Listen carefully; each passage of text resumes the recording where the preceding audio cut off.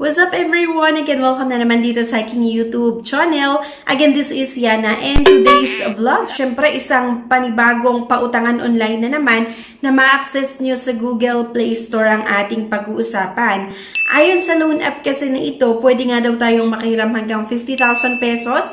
Merong 6 months or up to 6 months yung loan term. Napakabilis nga daw yung pag-process ulit nito ng ating loan application. Kaya yun yung isa sa busisihin natin.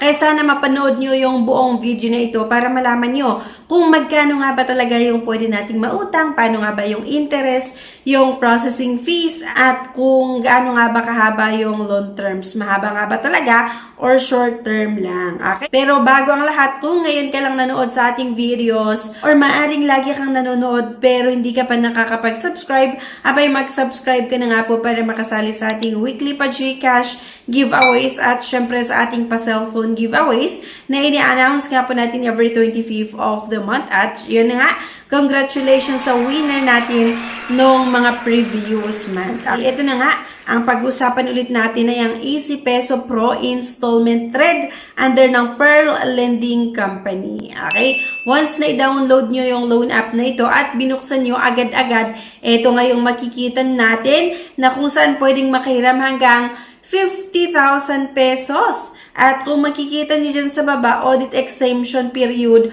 210 days. So, kung check mo 210 days, halos nasa 6 months na rin yung loan terms. Pero totoo nga ba? Click lang natin yung login at eto na nga, same with other loan app na kailangan yung maglagay ng isang valid mobile number dyan at meron na tayong matatanggap na OTP or one-time password. Para nga makautang kayo, kailangan yung sagutan itong basic information, yung usage of loan, or saan ba natin gagamitin yung ating utangin, yung email, at kailangan daw nating ilagay yung Facebook personal homepage link. Para sa akin, hindi siya maganda na utangan dito pa lang kasi bakit kailangan nilang kunin yung ating Facebook, di ba?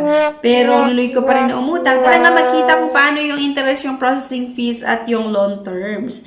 Industry category, yung religion, marital status, at agad-agad dito tayo sa address information na kung saan kailangan yung sagutan yung residence or saan nga ba kayo nakatira. Next nga, yung emergency contact and Easy Pro collect the phone number information selected in your address book. When you fill in the emergency contact number, enable upload the phone number information selected in your address book to blah blah blah. Ayan. And confirm lang at kailangan nga nating maglagay ng ating emergency contact or personal references. Pagkatapos nun, dito na nga tayo sa authentication.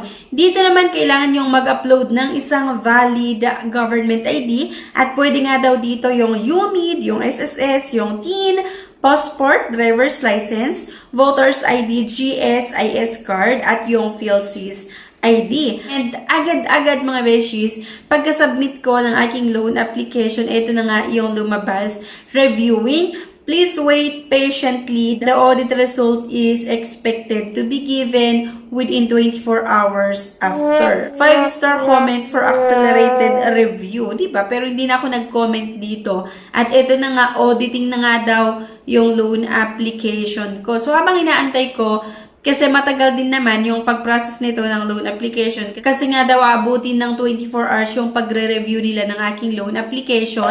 Abay, pumunta na naman ako sa Google Play Store sa kanilang app at chinek yung mga iba't ibang reviews. At hindi na naman ito magandang utangan dahil sa napakataas na interest at processing fees na naman at napaka-short term lang. Ito yung review nung isang umutang dito, not recommended for this app, as they put high hidden charge for the loan.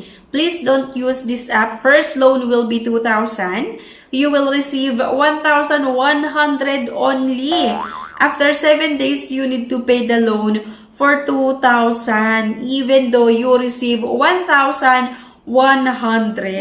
This kind of app is very deceived and high interest rate. Akalain mo, napakataas yung interest and processing fees niya mga besh. Kasi 2,000 na pesos yung naaprubahan. And ang matatanggap lang ay 1,100 pesos.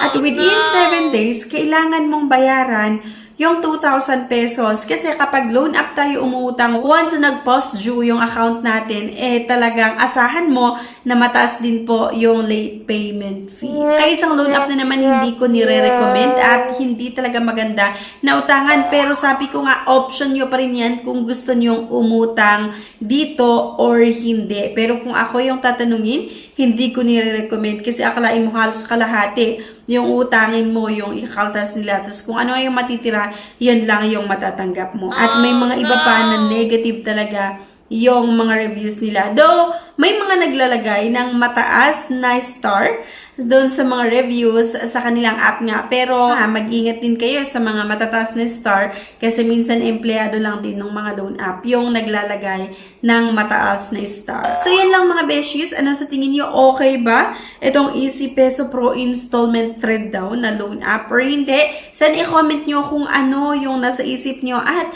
kung meron kayong experience maganda man or hindi sa pautangan na ito, sana po i-comment nyo din para mabasa ng mga iba na nagbabalak pa nga lang subukan na i-download or umutang sa loan app na ito. So, yun lang mga beshies. Anyway, thank you for watching. Please don't forget to click the subscribe button. Sana i-like nyo din yung ating video at huwag nyong kalimutan na i-share. Thank you guys and see you on my next video. Bye-bye!